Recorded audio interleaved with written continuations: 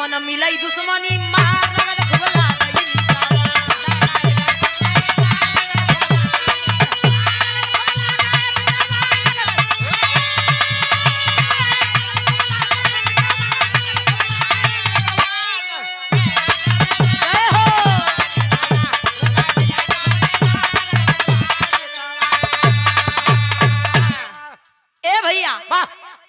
पड़ोसी ऐसा हो चाहिए जो घरे में रिश्तेदार आए हो घरे में क्यों ना आए तो पड़ोसी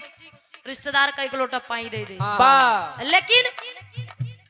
सुमकट हो ना सास ससुर साढ़ू ना खीस निपोर